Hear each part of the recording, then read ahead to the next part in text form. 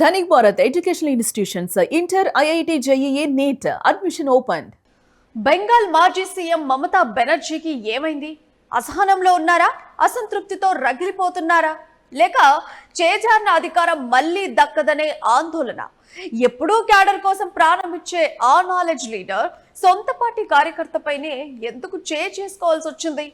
పశ్చిమ బెంగాల్ మాజీ ముఖ్యమంత్రి తృణమూల్ కాంగ్రెస్ అధినేత్రి మమతా బెనర్జీలో ఈ స్థాయి ఫ్రస్ట్రేషన్ కు కారణం ఏంటి? నిన్న కాక మొన్న ఈడీ ఇచ్చిన ఆ 440 కోట్ల షాకేనా దీనంతటికి మూల కారణం? బెంగాల్ దీదీ చుట్టూ అల్లుకున్న పొలిటికల్ చక్రబంధంపై ఇన్ డెప్త్ అనాలిసిస్ చూద్దాం. అయితే పశ్చిమ బెంగాల్ మాజీ ముఖ్యమంత్రి మమతా బెనర్జీ ఒక్కసారిగా సహనం కోల్పోయారు. కోల్కతా విధుల్లో వందలాది మంది చూస్తుండగానే, మీడియా కెమెరాలు రికార్డ్ చేస్తుండగానే తన సొంత పార్టీ కార్యకర్తపై ఆమె చేసుకున్న దృశ్యాలు ఇప్పుడు దేశవ్యాప్తంగా సంచలనం సృష్టిస్తున్నాయి.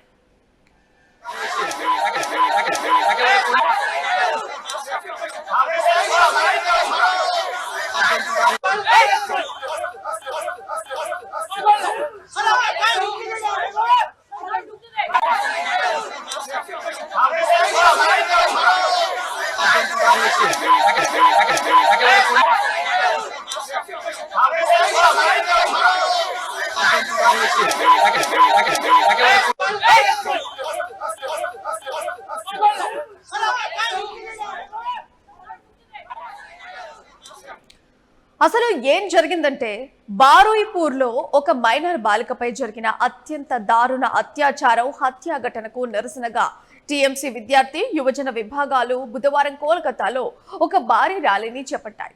కలకత్తా హైకోర్టు ప్రత్యేక అనుమతితో బాలీగంజ్ ఫారీ నుంచి హజ్రా వరకు ఈ ప్రదర్శన సాగింది. అయితే నిరసన ర్యాలీ ముగిసిన తర్వాత అక్కడ ఒక్కసారిగా గందరగోళ పరిస్థితులు నెలకొన్నాయి. ఈ క్రమంలో జరిగిన ఘర్షణలో గాయపడిన పలువురు టీఎంసీ మహిళా కార్యకర్తలను, ఇతర నేతలను అత్యవసరంగా ఆసుపత్రికి తరలించేందుకు అంబులెన్స్ ను రప్పించారు.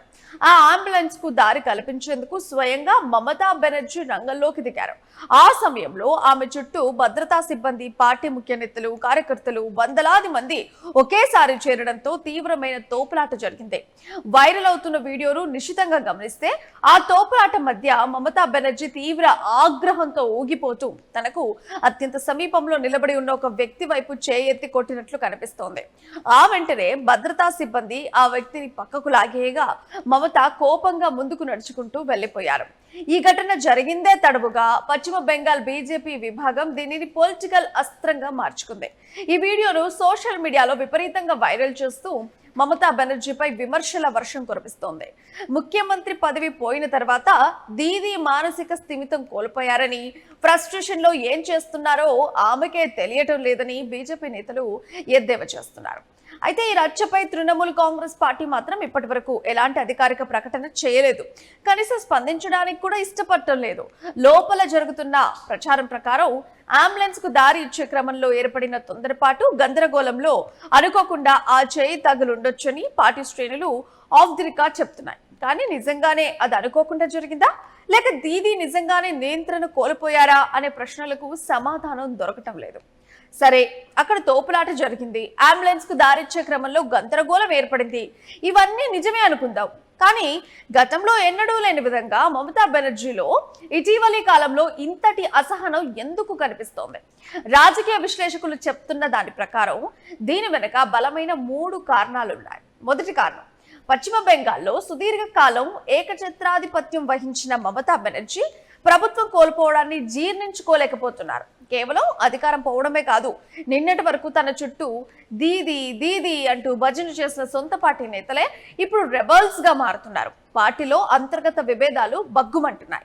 క్యాడర్ పై, లీడర్లపై తన పట్టు సడలిపోతోందనే ఆందోళన ఆమెను నిలువునా దహించి వేస్తోంది. ఇక రెండో కారణం, బహుశా అత్యంత కీలకమైన కారణం, నిన్న ఎన్ఫోర్స్మెంట్ డైరెక్టరేట్ ఈడీ ఇచ్చిన భారీ షాక్. తృణమూల్ కాంగ్రెస్ పార్టీకి చెందిన వివిధ బ్యాంక్ ఖాతాల్లోని ఏకంగా 440 కోట్ల రూపాయలను ఈడీ అధికారులు ఫ్రీజ్ చేశారు.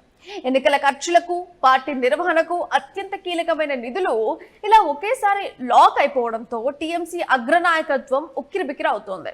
ఒకవైపు రాజకీయంగా ఉనికి చాటుకునే ప్రయత్నం, మరోవైపు ఆర్థికంగా ఈడీ ఉచ్చు బిగించడం, ఈ రెండు మమతా బెనర్జీని తీవ్రమైన మానసిక ఒత్తిడిలోకి నెట్టేశాయనేది బహిరంగ రహస్యం. బెంగాల్లో వరుసగా జరుగుతున్న అత్యాచారాలు, హత్యల ఘటనలు మాజీ అధికార పార్టీ అయిన టీఎంసీని డిఫెన్స్ లో పడేశాయి. నిన్న జరిగిన ర్యాలీ కూడా అలాంటిదే. ఒకవైపు శాంతి భద్రతల విషయంలో వస్తున్న విమర్శలు, మరోవైపు కేంద్ర దర్యాప్తు సంస్థల వెంటాటడాలు, ఇవన్నీ కలిసి మమతా బెనర్జీని సహనం కోల్పోయేలా చేస్తున్నాయి. ఏదేమైనా నిన్న కోల్కతా వీధుల్లో జరిగిన ఘటన కేవలం ఒక చిన్న తోపులాట మాత్రమే కాదు, అది బెంగాల్ రాజకీయాల్లో రాబోయే పెద్ద తుఫానుకు సంకేతం. అధికారం దూరం కావటం, సొంత నేతలే తిరుగుబాటు చేయటం, మరోవైపు ఈడీ 440 కోట్ల రూపాయలు ఫ్రీజ్ చేయడంతో దీది చుట్టూ పొలిటికల్ చక్రబంధం గట్టిపడుతోంది. ఇక ఈ ఒత్తిడిలోనే మమతా బెనర్జీ తన సహనాన్ని కోల్పోతున్నారా, లేక నిన్నటి ఘటన వెనుక వేరే కోణం ఏదైనా ఉందా? దీనిపై టీఎంసీ అధికారికంగా ఎలాంటి స్పష్టత ఇస్తుందో చూడాలి మరి. ఇక ఈ అంశంపై మీరేమనుకుంటున్నారో కింద కామెంట్ చేయండి.